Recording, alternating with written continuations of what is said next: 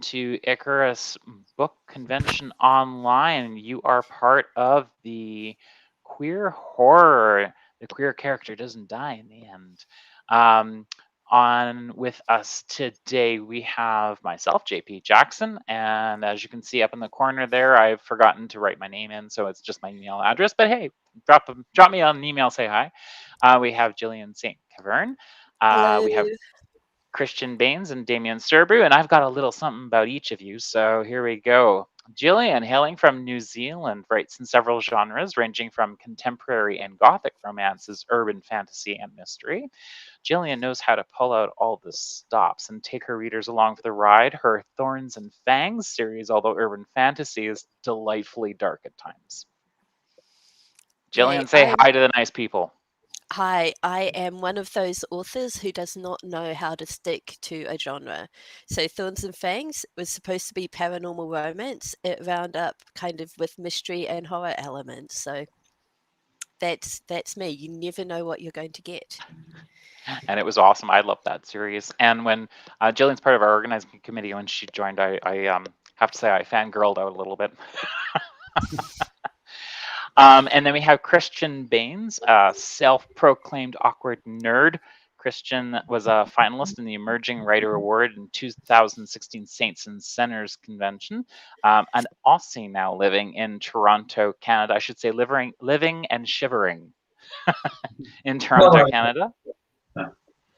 yeah. Spends his time penning dark queer fiction and also does movie reviews on with a critical eye. I swear Christian's way smarter than I'll ever be. And so welcome, Christian. Thank you very much. Thanks for having me. And Damien Serbu is from the Chicago area. He too has a couple of hellhounds, I believe, Akasha and Chewbacca. I have mine. They're on the bed, sleeping right now. They may occasionally snore. His hellhounds make him write dark and wonderful stories. He recently released The Vampire's Witch, which is his fourth in the Realm of the Vampire Council series. So welcome, Damien. Thank you. I'm excited to be here. My dogs are not in the room because they would erupt, bark, and interrupt everybody in the middle of it. Yeah. Chihuahuas sleep a notorious amount. We had no idea when we got them. Well, I have a 14-year-old and she sleeps a lot, except when you need her to be asleep. So I'm going to let these fantastic authors take us into the dark and scary realms of queer horror, and I'm going to put myself on mute and let Jillian take us away. No one ever wants to be the first person to read, but okay. So tonight I'm going to be reading from The Lady of the Bog. I write stories with characters all across the queer spectrum. So I've got gay, bi, lesbian, ace, non-binary, and trans characters. I'm deliberately choosing one of my lesbian gothic romances tonight because I've got a feeling that these will be the only ladies in this panel. So we'll see. In The Lady of the Bog, Florence, who is the daughter of a vicar, finds herself haunted by a strange woman. She is dragged into a pond and rescued by Rosemary, who is the outspoken ward of Lord Cross, and everything her prudish parents despise. To get Florence away from Rosemary's terrible influence, she's encouraging Florence to read Jane Eyre. Like, I don't know if you can believe it. Her parents have encouraged her to accept an offer of employment as a secretary. But Rosemary's parting gift to Florence is a notebook so that Florence can fulfill her fantasy of writing florid romances. So the story picks up when Florence is on the train to her place of employment. Words flowed off Florence's pen and onto the page as if she had turned a tap. She had to force herself to wait for the ink to dry before she could continue her story. Camilla came to life, denying grasping suitors, tyrannical guardians, and remaining true to her sense of justice. Nothing daunted her. She found employment as a governess in a house marred by intrigue, and, without batting a beautiful eyelid, set about putting Lord Hancock's estate to rights. By the time Florence changed to her final train, Camilla had befriended the motherless son of her employer, resisted all efforts of Lord Hancock to make her his bride, and had found a bosom companion in his lonely daughter, who, owing to her marked resemblance to his late wife, had to live in the locked up west wing of the Lord's castle. The two women were vowing lifelong friendship when a drop of water hit the page, feathering the ink. Florence cried out in dismay. Her blotter was in her trunk, and she dare not ruin a handkerchief to stop the running ink. She snapped the book shut, looking up to discover the source of the water. The windows were shut, and the sky, although grey, showed no sign of rain. A second drop fell on the back of her neck. She glanced up. Something on the luggage rack? Water gathered at the edges of the carriage ceiling, running in streams down the wall. Florence sprang to her feet, discovering a sizable puddle had spread over the carriage floor without her noticing. How? Water rose through the corners of the carriage floor as if the train was mired in a swamp and not rattling down the line at the fast pace it had taken since pulling out of King's Cross. What's going on? Florence seized the door handle. It was rigid, refusing to move. Likewise, the communication cord came away in her hand, loosing a gushing stream into the carriage. Let me out! Florence hammered against the door with her fists. The water was already to her knees, the dampness creeping higher, soaking her skirts and undergarments. The cloth clung to her, threatening to pull her under once again. Please, help me! Somebody help me! The windows! If she could open the windows, she would at least have air. Florence splashed across the carriage. Her lunch basket floated by her, the bottle of lemonade bobbing in the water. Her wet fingers slid across the glass, unable to find purchase. Nothing for it. She must break it. Florence gathered her strength. She smashed her fist against the glass. She did not even chip it. The water was now at her breast and rising faster all the time. Florence battered at the window, but the water did not stop coming. Useless. Florence choked back a sob. Fear caught in her throat. She could already taste the water in her lungs, feel its coldness sapping her strength. This time there would be no Rosemary to pull her to safety. This time she would drown. Miss? A rough hand shook her shoulder. Miss, can you hear me? Florence opened her eyes. Three strangers looked down at her. The first two wore uniforms identifying them as station master and police officer.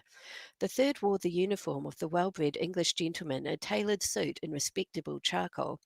The warm tones of his skin indicated he came from a far-off corner of the empire. Did she attend a mission event? I beg your pardon. Florence struggled to sit, but the weight of her soaked skirts hampered her movements. The last thing she remembered was the water rising in the carriage. The carriage! Florence looked beyond the three men. The second-class carriage was dry. No sign now of the water that had threatened her. The only pool was that disclosed as she sat. I don't understand. What happened? So yeah, that was The Lady of the Bog. Fantastic. Thank you. All right, Christian, you are up. Indeed. Thanks again for asking me to be a part of this panel. I'm going to be reading from my Arcadia Trust Urban Fantasy Paranormal series, which currently has 3 installments with a 4th on the way. Book 2, The Orchard of Flesh, published by Bold Strokes Books. Book 3, Sins of the Sun. And today I'm going right back to the beginning with a piece I haven't read for quite a while from Book 1, which is The Beast Without. And this section takes us to the streets of Sydney, where Raylan, who is a bloodshade or a vampire, as the less knowledgeable know them, is trying to preserve his carefully balanced lifestyle of blood and beautiful boys, which is about to have a major disruption in the form of one of those beautiful boys. So this is The Beast Without. As we weaved through the crowd at Taylor Square and met the privacy of Darlinghurst's darkened streets, I felt Rory throw a heavy arm over my shoulder. I hoped the man wasn't going to play clingy. I don't play well with clingy, no matter how beautiful or how drunk it is. My companion, though, had no way to detect the sudden stillness of the night air, his already limited senses dulled by liquor. But I knew it was too still. Rory? Hmm? The man's pace never slowed. I softened my steps, acute ears reaching for anything nearby, something accustomed to hiding, something that didn't want to be seen. Or perhaps something like me. This way. I eased Rory toward a side street that took us off the main road and out of public view. I could partly cloak both of us, even from the prying eyes of another of my kind, but not for long. And this enviable specimen of humanity was mine, damn it. I had seduced him, I would drink from him, and I was not inclined to share. Hey, my lunch called. I swear my fangs flashed as I rounded on Rory with a furious glare. He was too drunk to notice. You want to have some fun with me? He teased. Yes, but we've got to keep moving. I sniffed the air. No scent. No sound anymore either. Had we lost whatever I thought I'd heard in the dark? I took Rory's hand again and tried to lead him away, but the man just smiled. Why not here? I stared at him. What? No. This was the last thing I needed, a drunken exhibitionist. Come on, man, there's nobody watching. It'll be hot. I could barely contain my annoyance behind clenched teeth as Rory pawed at my shirt, his warm fingers dancing over the cool flesh of my waist. I tried to push him away, careful not to use my full preternatural strength. If I was already facing some rival predator lurking in the dark, I didn't need the complication of accidentally breaking my companion's ribs. I gasped as Rory slid a hand inside my trousers and kissed me. I let him nuzzle me a moment, then forced him to break. Not here, not now. Mumbling what sounded like an obscene description of precisely what he hoped to do to me here and now, Rory grabbed my vest and yanked it up, his tongue cutting a slow, sensual dance down my chest. I shivered as cold air hit the pale, moistened skin. My companion lapped at my abs with warm, open kisses as he pulled open my belt and pants. He wasn't taking no for an answer. I listened for the intruder once more, trying to shut out the mortal's lustful sighs as he explored me.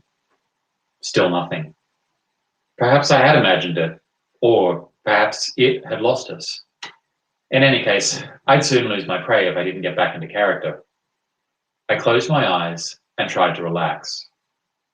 That's better, Rory grinned as he took me in his mouth. I wasn't convinced we were out of danger yet. With a sniff of the air, I was certain. Something was out here now, and it was close. At least Rory was distracted. I shuddered as he yanked down my trousers, grabbing my backside with strong hands, pulling me deeper as his fingers teased me. I ran an appreciative caress over his biceps, shoulders, and neck.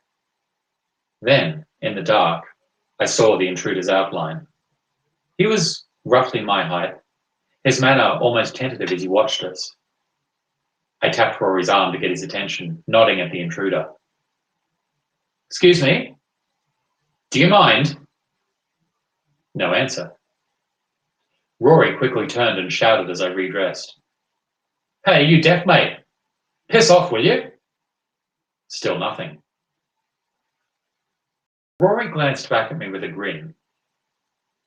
I think somebody wants to play with us. This I sincerely doubted.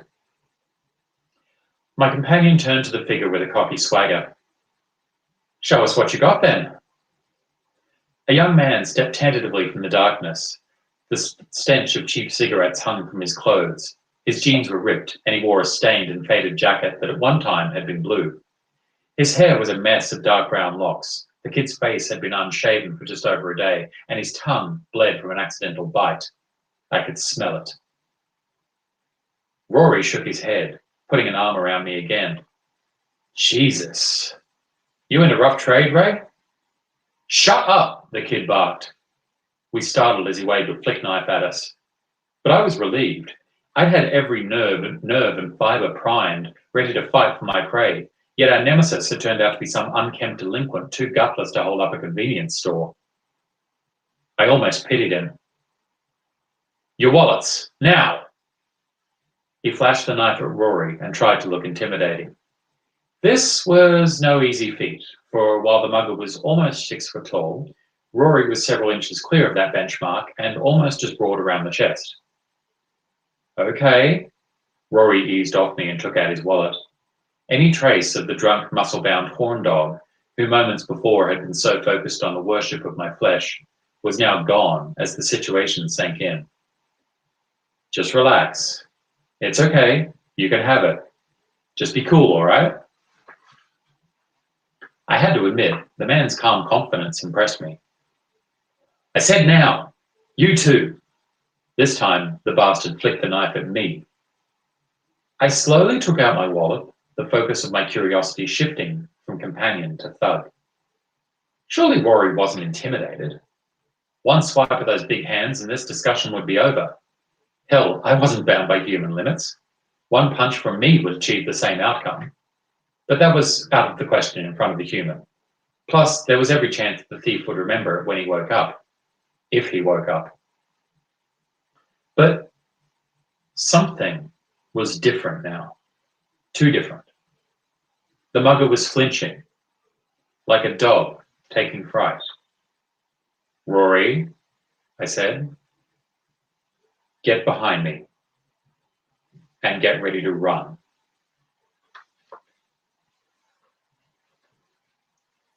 Excellent. It was awesome. I've said this on the Discord chat, but there were so many good lines in that. It was just awesome. Thank you. Thank you. Fantastic. All right. We are doing really good on time, so we'll have some hopefully time for question and answer afterwards. Damien, you're up. Okay. I'm reading from the Bachman Family Secret. I can't do this very well with the camera. I'm reading from the Bachman Family Secret, and I feel compelled to make a confession before I begin because I'm reading from the end of the novel, which I never do and feels like a violation of rules because why on earth would you want to read the book after I just told you the ending, right? Except I thought it really worked for the panel if we're talking about the final queer, because this is one of the triumphant moments for the main character. So I wanted to share it with you. And hopefully there's enough of a secret left in what I don't tell you that you'll still want to read the book. The novel is written from the point of view of Jarrett Bachman, who is a high school senior. He has recently come out of the closet, found a boyfriend, and also discovered that he inherited the family tradition of having one warlock in every generation that controls a set of jewels that imbue him with magical powers. And he's probably struggled the most with that element of himself through the novel, coming to terms with this power and what it means, especially because in the midst of it all, he has to defend his family from the irate ghost of an ancestor who has, in particular, had it out for Jarrett throughout the novel. So in this scene, the ghost has just revealed why he's so angry and what he's all about to Jarrett. And let's see, just so you know, the ghost's name is Henrik, and Jarrett's boyfriend's name is Steve. Henrik maintained his solid form, and he glared once again in determination. I speak the truth. To find God and lying with other men brings tragedy. I sensed the moment to attack. Despite the sad story, Henrik intended to kill me. I set Steve's body on the floor, stood up, and clutched as many gems as possible within my pockets as I inched toward the open trunk. I'm glad you told me about your past, I said, still moving closer to the chest. Almost there. And then I knew what to do. I rubbed the gems between my fingers, energizing them. Then you'll help me, he asked. You'll follow my will. No. I shook my head as he stared at me in shock. I threw all the gems at his face, then grabbed the jewelry box from the trunk and flung the rest of the gems at him too. The stones whirled around Henrik, moving so fast I saw nothing but colored lines spinning around his head. He lashed at them, screaming. I leaned over and grabbed the iron box. Come here, I ordered the jewels. They did, and Henrik had no choice but to come with them. The stones trapped him inside their magical portal. They spun faster and faster, and he started to shrink until he was nothing more than a tiny red ball of light. Into the box, I ordered, and the stones coiled around the iron box, pushing Henrik inside. I slammed the lid and turned the golden key, which I took out and put into my pocket. And then the jewels placed themselves back inside the jewelry case. I stood still, listening for signs of Henrik, but heard nothing. Complete silence. I didn't feel anything either. No creepy presences, no weird energy, nothing. The attic looked, sounded, and felt like any other attic in America. Nothing haunted the place, not anymore. I touched the cover of the iron box and felt a little bit of him, but we were safe. I blew out a huge breath of relief and rushed over to Steve, who moved a little when I touched him.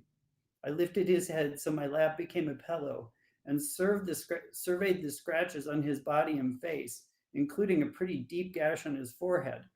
Otherwise, he seemed okay. I kissed his cheek and his eyes blinked open. Ah, an angel, he smiled. Hardly. You're having delusions from hitting your head. How do you feel? Steve grabbed my hand. A little sore. He sat up and jerked his head around, which made him wince. Where is he? What happened? I pointed toward the iron box next to the family trunk. In there. Don't ask me to explain, but we're safe. You sure? Pretty sure. I can't feel him in the house anymore. For the first time since the day I heard Gramps had died, I was safe. No spirits haunted me, no premonitions. My headache was gone. I got up and knelt next to the box. I placed my hands on the lid and closed my eyes, feeling the cold black metal become fiery hot, scorching my nerves, but also telling me Henrik was trapped inside. Pissed off, but trapped. I jerked my hands away and sat back. The brief touch also taught me about the box. It belonged to generation after generation of Bachman warlocks and contained mystical capabilities to capture evil spirits and perform other magic. Nothing could escape without the golden key. I could never explain how the magic worked, but it did. Steve crawled over to me and hugged me around my waist. I leaned back against his chest. He's in there. I pointed to the iron box. A little weird, but I learned with this shift to trust you. You sure you're okay? The blood on his forehead had dried, and I saw a couple of bruises forming. Sore, very sore. Like I got tackled 100 times in a row during a game, but I'll be okay. I mean, we're safe, right? Do you have a concussion? His eyes looked a little funny. I don't think so. I feel better than when I got one during a game and they took me to the hospital. Answer me, are we safe? He can't get out of the box. I know he's trapped. I sense the control I have, or the gems reveal the power to me. But we need to make sure no one ever opens the fucking box again. Otherwise, I'm serious. It's over. What did you put in there? I think his soul. Sounds awful, doesn't it? But he won't move to the next realm because he's so pissed. So I trapped him in there. He can never come out because now he's angrier than ever. Well, I won't be the one to open the box. I'm not going anywhere close to it. I laughed, then turned and kissed him. What's this about? He asked. Thought I'd let you know how much I like you. He pulled my head down and kissed me again. Same here, but you don't have to say how you feel if you're not ready yet. We fell back on the floor and lay together, listening to the complete silence around us. Fantastic. Thank you, Damien. And we've had a new addition to our room. I'd like to take a moment to welcome Rick Reed. Just a quick little introduction. Rick's a Lambda Literary Award finalist and has penned more than 50 published works of fiction. Entertainment Weekly described his work as heartrending and sensitive, but after reading Rick's horror novel I Am, I'd say he also knows how to get into the mind of a killer. Welcome, Rick. Thank you. It's good to be here. Hope you can hear me okay. Yes? Okay. All is good. Sorry about being late. I might have missed the other one I'm on because I thought I had the Pacific times right. So I thought I was 2 and 3, but that's okay. If your next one's at 3, then all you have to do is hop on over to the other one right after this. But yeah, time zones always trick me up too.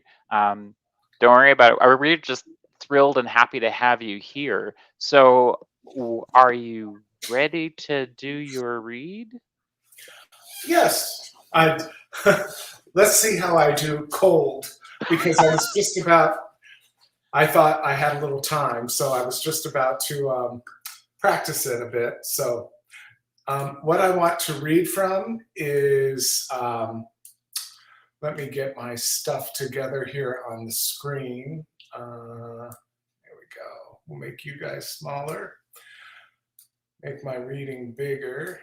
What I want to read from is my latest release, which is Wounded Air.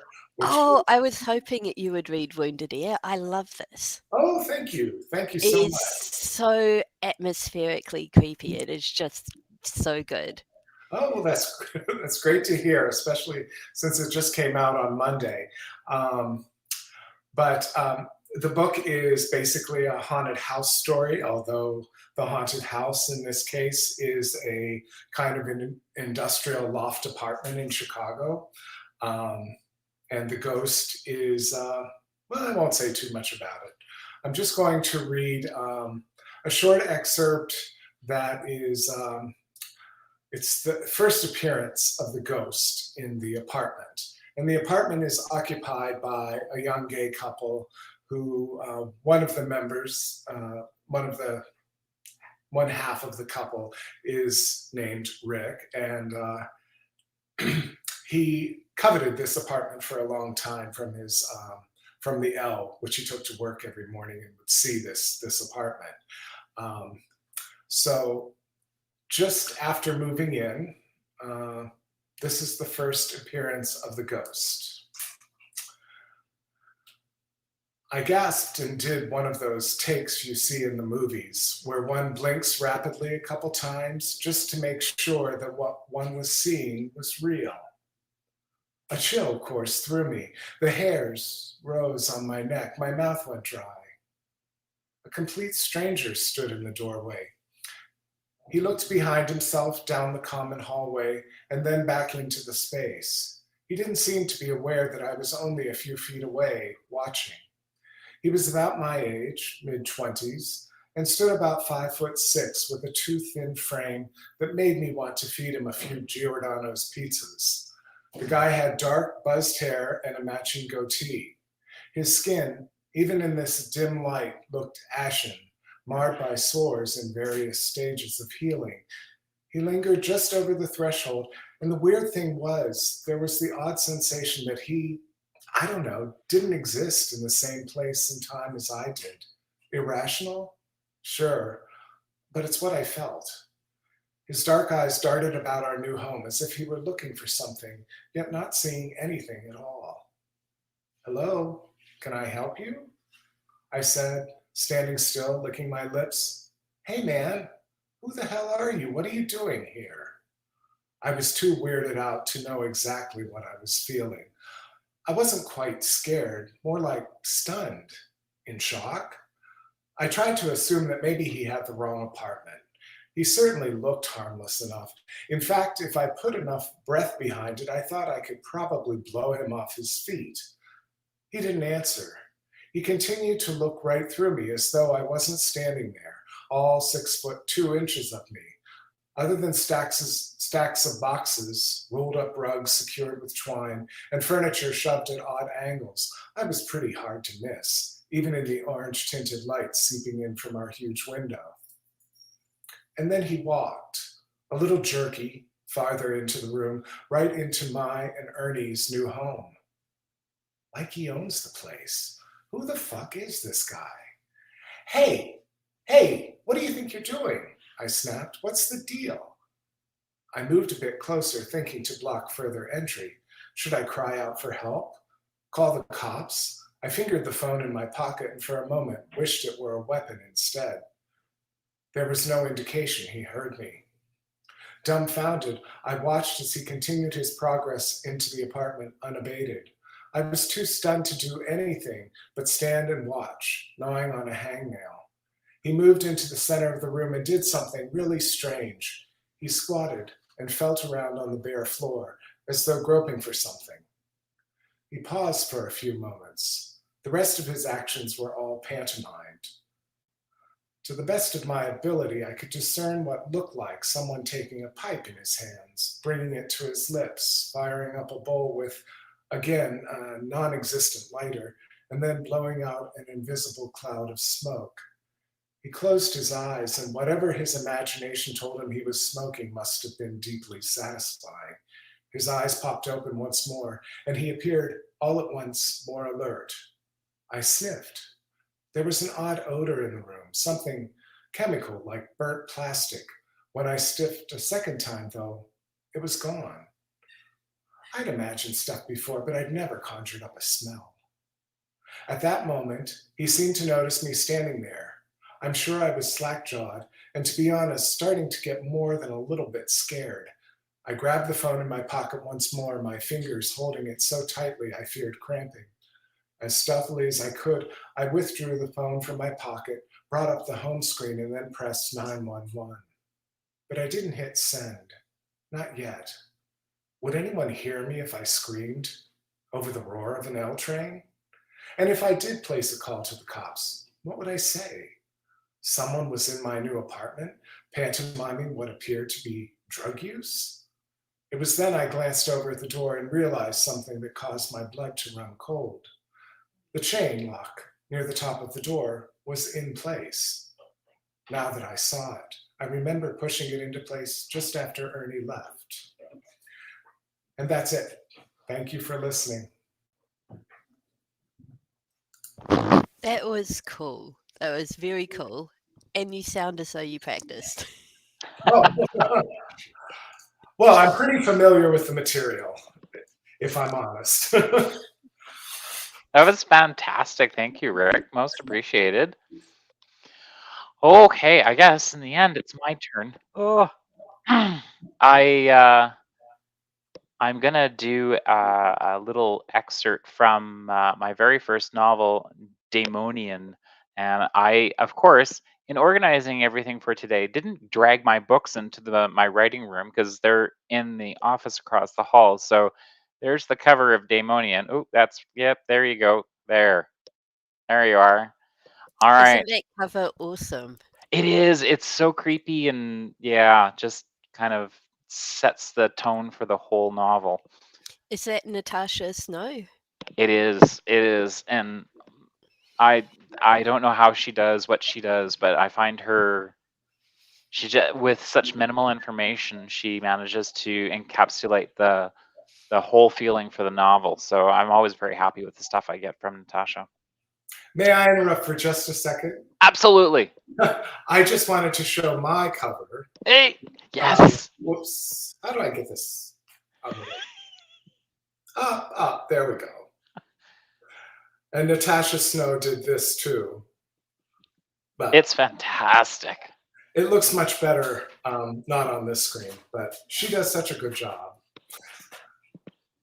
Anyway, sorry to interrupt. No, I'm glad you did. We all should share our books. Okay, so the section I'm going to read from is wow, loss of words. Is from Daemonian, which is book 1 of the Apocalypse. Book 2 and 3 haven't happened yet, but they're going to, I promise. Janae is a dark witch created through trickery and part of a master plan to fulfill an ancient prophecy that begins the end of times. Um, Janae has no control over her abilities, and she's already killed a handful of people. Except when she takes a life, the souls hang around her and torment her, almost like the chorus in a Greek tragedy. And this section is told from Janae's perspective. Now, I will have to admit, after I chose this, and I was like really happy with the selection because I feel it kind of embodied the whole horror vibe. Janae's not the queer one in this book. She's the sister, half sister of the main character who is the gay demon. So I'm twisting the rules here a little bit. So I hope you'll indulge me on this. As the bus drove away, students scattered all around, most loitering around the doors of my old school. The smokers were hanging out about the fire hydrant, which was off school grounds. Wow, look who finally decided to come to school, a female voice said from among the smokers. I closed my eyes and gritted my teeth. It was Megan, a bully who had made my existence at school a living hell. She had arrived at my school in grade 4. Issa, Lori, and I had always hung out together, and we were excited to see someone new. But within days, Megan had turned both Issa and Lori against me. The three of them were tight from that day forward and not far from each other. I was never part of their group, and neither was anyone else. Megan's torment was a daily routine. I had been tortured, slapped, beaten up, and humiliated. Megan had no idea how much I'd changed. The taunt from Megan and her posse fueled fire in my chest. For once, I was actually angry at them instead of terrified. The thought of my grimoire safely tucked away in my backpack helped me conjure up evil possibilities. I could finally ruin Megan forever if I wanted, and oh my god, it was tempting. The trio of dead women behind me huddled in close. Their vacant expressions changed as they focused their attention on Megan. Their mouths moved as they whispered more decaying words of poison into my ears. Kill her, eat her, destroy her. Fuck off, Megan, I said quietly, unsure whether she could hear me or not. I turned and started to walk away. My locker was closer to the rear of the school, a long walk across a half-empty parking lot. Scared that Megan might have actually heard me, I could feel a thin layer of sweat begin to bead across my back. I wanted to distance myself from this bitch, get my stuff, and then get away from here. My hands shook as I heard Megan gasp. Did you just hear that? Did she just really tell me to fuck off? Oh, Christ, she heard me. I continued towards the parking lot, not quite in a run, but it was definitely a quickened walk. My heart beat loudly in my chest. Kill her, eat her, destroy her, the zombie chorus repeated over and over. I could feel the words in the grimoire running over my tongue and slipping out my lips. Murmurs of such devilish words started a swell of power in my chest. Which words? Which symbols? How can I turn this around? Should I give in to this temptation? I glanced behind me. Megan and crew were catching up. They were coming up behind me in a fast trot. There was no way Megan was going to be told to fuck off and let it go without a fight. She reached out her hand, caught the edge of my Victorian lace collar, and pulled me quickly around, then pushed me to the ground. I hit the grass hard, scraping my knees. My cheeks flushed hot with embarrassment and anger. Anger and hate coursed through me as I spat. You shouldn't have done that. Megan laughed hysterically. Her hands flew towards me, fast, slapping across the face. I didn't flinch. And what the hell are you going to do about it, you dumb bitch? Licks of heat ran across my chest. I closed my eyes and let my mind go completely blank, just as it had instructed me in the grimoire. Raising my right hand, I drew the symbol for fire in Megan's direction. Ustrina! As I said the word, I imagined Megan engulfed in a large ball of fire, melting, skin falling off bones, eyes bursting from heat. The copper wire that formed the fire symbol on the amber stone hanging around my neck glowed red hot. Megan and her two friends stared at each other and started to laugh. What is going on? Why isn't this working? This can't be happening, not like this. I gathered all the rage inside me, the heat from my cheeks and all the years of feeling belittled and humiliated. Ustrina! The word fell out of me, but I didn't recognize my own voice. It had changed. It sounded deeper, confident.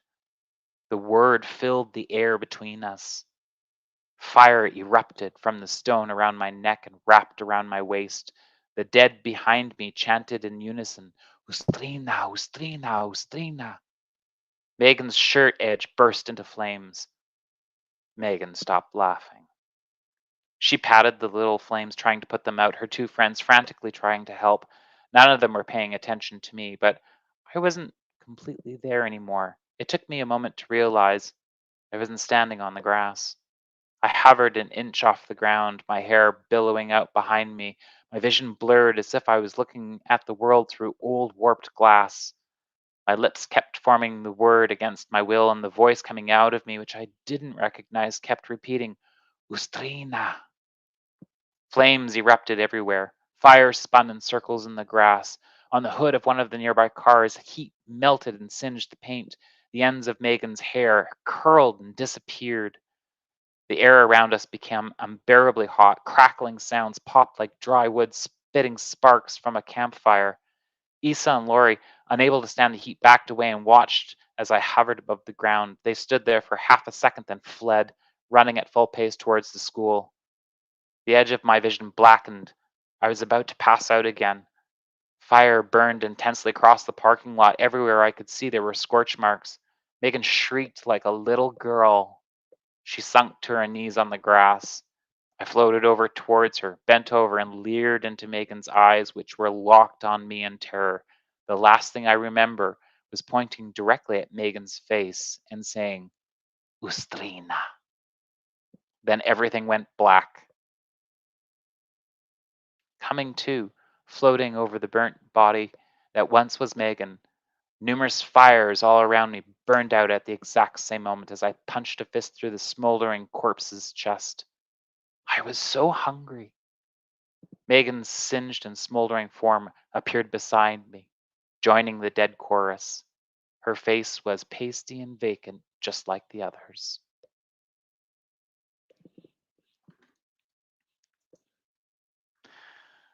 Oh, I always love that section. I can't imagine the shriek like a little girl. Could you do that for us? Oh, yeah. I think I just terrified my dogs. I'm not surprised. You terrified me. Oh! That was great. It had a really nice rhythm to it. It was really good. And I didn't get to the chance to say this after Damien's reading, but Damien, the jewel, the magic tied to the jewels, I just really enjoy that. I think It's such a cool concept. It's very different. I mean, I use spell words and all the rest of it. That's pretty common, but jewels wrapped around in mystery. I loved it. I loved it. It was fun to play around with that, and not always have it like right at his fingertips, right? Because sometimes then he drops them and it's a mess. Then Magic that goes horribly awry. I love it. Well, we have about 15 minutes left, and I see there's a few people watching online. So if there's any comments from the or questions from the audience, please feel free. You should be able to comment from the YouTube channel. But while we're waiting for that, I'm just gonna ask a question to all of you. Which, by the way, thank you so much for giving us some of your time today. We are thoroughly entertained and so happy you showed up. What pulls you towards horror as a person? Why? I know why for me, but why for you? Anyone, So jump in. I am a massive wimp. I do not watch horror movies unless they're Mystery Science Theatre 3000 movies. And I don't generally read horror. So I've got no idea why horror keeps creeping into my stories. I'm a big kind of gothic fan. I love Jane Eyre, Camilla, and recently I've got really into the ghost stories by M.R. James. So it's actually, do you know what? I love ghost stories, so that's probably what attracts me to horror. Because horror asks questions about life and living and the human condition. It's like extreme fantasy. And I'm really interested in those sorts of questions. So it's probably that, but mostly I love ghost stories. My school was haunted, like we had a real ghost. So it's just, I can't get enough of them. Despite Ask me being a one day. major wimp. Ask me one day. I'll tell you about the my haunted apartment. Oh, cannot wait. I have a haunted apartment too in my past. So the only ghost I've ever seen was in an apartment in a college, and that's a whole other story. I'm trying to figure out the psychological reasons for me being drawn to horror, but I don't know if I want to go there. The truth is, I've always loved the genre since I was a little kid. I wasn't the kind of child who, oh, don't watch this movie, when you're 8 years old, that comes on Chiller Theater at 11:30 on Saturday night. My parents never said, you can't watch this because it'll give you nightmares. It never gave me nightmares. Real life gave me nightmares, but maybe horror was sort of a comfort for me because it was an escape, and it was a fascinating escape. And so maybe that's what always drew me to it. But it has been kind of a lifelong companion of mine. I'm a little bit different to Rick in that I think what pulled me toward horror was spending as a child being consistently pulled away from it. Very conservative, very not very horror inclusive upbringing. So of course I grew out of that and just started absorbing everything I could possibly get my hands on, and just it had this incredible resonance with me because for the first time I was kind of really absorbing all these stories where the outsider and the monster and the freak was kind of not just feared, but kind of respected and followed and sympathetic, and all these different styles of narrative that weren't really it was sort of being explored in some other genres, but not very often. Whereas in horror, that was completely normal. So yeah, I've kind of turned that corner and never looked back. Yeah, for me, I think there was definitely an element of escapism, like Rick, what you described. I've always loved history. I'm a professionally trained historian. So sometimes horror was nice because I didn't have to worry about, did this really happen? I don't have to worry about the dates and the facts and everything. It's just this completely kind of fantastical world. And so I've always enjoyed it. But I also think there's a part of me that's always liked the nature of villains and thinking about, well, where did they come from and why are they like that? And I mean, some people might report me to the authorities after they hear this, but it's like sometimes it's the most fun to be inside the evil person's head, right? That sheer power that they have, and they don't give a shit who they kill or what happens around them as long as they're personally satisfied. I find that whole thing fascinating. So I think writing about it, I'm pulled in that direction to some extent because writing about it is exploring that kind of nature of evil and the conception of it and without getting the cops involved. Right. Yeah, that's true. That's kind of one of my unspoken rules with my books is you don't ever actually get the cops involved ever. because that's mainstream authority, and that is incredibly boring. Like, I prefer much bigger stakes than the cops. Is my soul going to hell or heaven? I'll share with you. In grade 3, my school teacher read us ghost stories all year long, and that started a year of night terrors for me as a child. And in my childhood room, the chair that belonged to my desk always had clothes draped over it. And oddly enough, to this day, that still happens. But the nightlight I had cast a shadow of the chair with clothes over it onto the wall that looked like a human form coming towards me. And so this is what I went to sleep with every night. And well, I didn't sleep very much that entire year.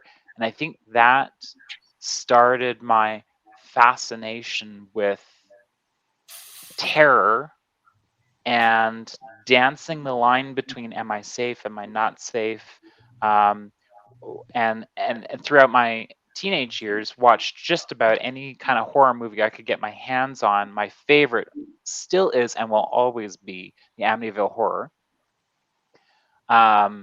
But like Jillian, after I reached about my 20s, I couldn't watch them anymore. I can't watch a horror movie to save my life. My husband made me watch The Nun. I had the most horrifying dreams for a month afterwards.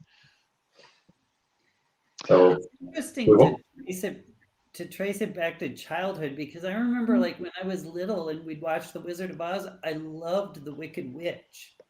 And then my sister's going to tell me that I'm sharing this, but like afterward, we would play Flying Monkey, like we were the Flying Monkeys, and I think, well, like kids aren't supposed to like relate to the Wicked Witch, right? And the monkeys, they're kind of the evil in it. But I'm like, no, I'm all about that. Give me some of that.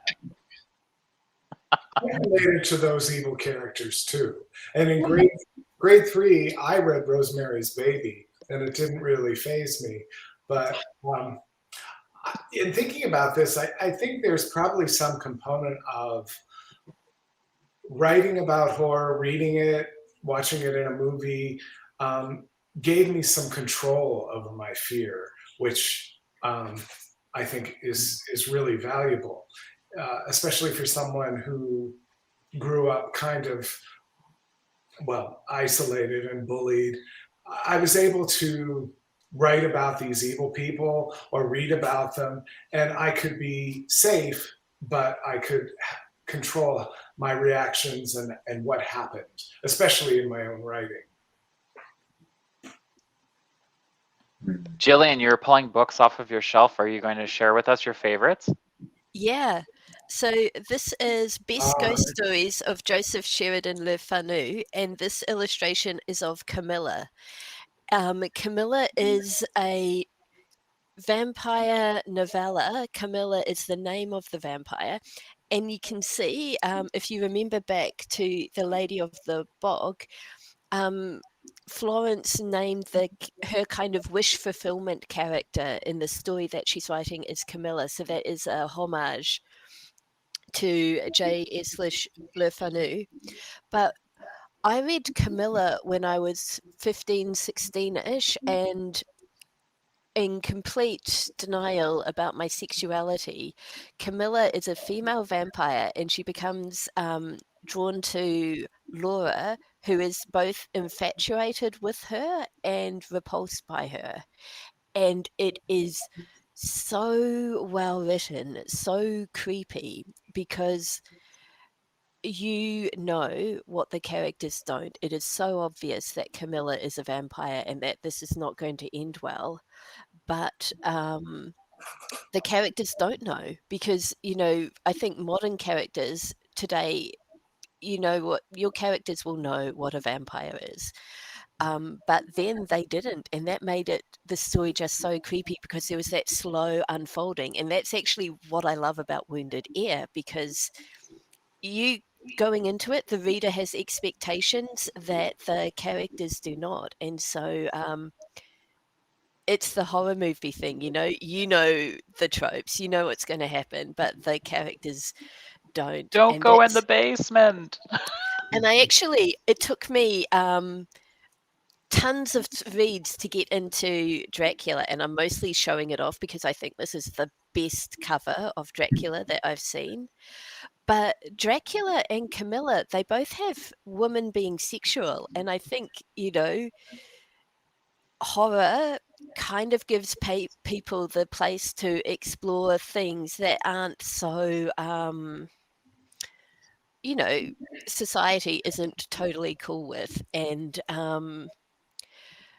I think that's why, I don't know, I didn't set out to write gothic horror. I just stumbled into it, and then I just keep writing it. My Secretary and the Ghost Stories, I've just finished the 15th novella in that series. It's like, I obviously have a lot to say about horror, and in the framework of what kind of the Gothic framework allows me to kind of explore. I find that I'm writing a lot about the things that actually scare me. So not only building on Jamie's question, who are some horror authors you enjoy reading, but for the other participants, do you put what scares you into your writing?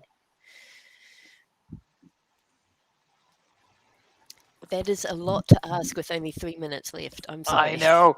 I'll just say this. Elements of the supernatural have always bothered me more than serial killers, and my husband loves true crime, serial killers stuff, and I find that hard to watch because it's humans hurting other humans. But the supernatural, something you have completely no control over, that's always terrified me. For me, it's the opposite. I am really, and I think some of my scariest stuff is stuff that can actually happen. I've written about serial killers. I've written about hate crimes, and there's in my book Bashed, there's a hate crime where someone dies for, it's a fag bashing, and he dies from it, but he comes back to help guide the main character towards some kind of resolution to his grief. But what I find truly terrifying is what can actually happen. The demons and ghosts and witches and vampires. I love all that stuff, but all that stuff is kind of like a thrill ride for me. But when you get down to killers and people that abduct other people and torture other people, that is really horrifying. Yeah, I'm kind of in the same camp. Human cruelty is what scares me the most, in whatever form that takes. And all the other tropes and characters of horror fiction sort of play other roles. They're often not the primary source of the fear in my work. One of the stories that had a big influence on me is The Hellbound Heart and Hellraiser. And what people tend to forget about Hellraiser is that Pinhead's not the villain in the original. He's just an observer from another world, watching humans being incredibly cruel to each other. Very true. All right. We are right at time, so I would just like to take this moment to say thank you very much to all of you for participating in this. Had a blast, and I've been looking forward to this particular session for a long time. So I will let you all go. Please feel free to jump on our Discord server and chat folks up if you have the time. And I know a couple of you probably have other sessions to run too. So yeah, I've got one starting right now. So all right, I'll let you go. A lot. Me too. And I really appreciate this. It's fun, and I'm sorry I was late again. No worries. It's all good. Bye. Thank you all so much. It's been a pleasure.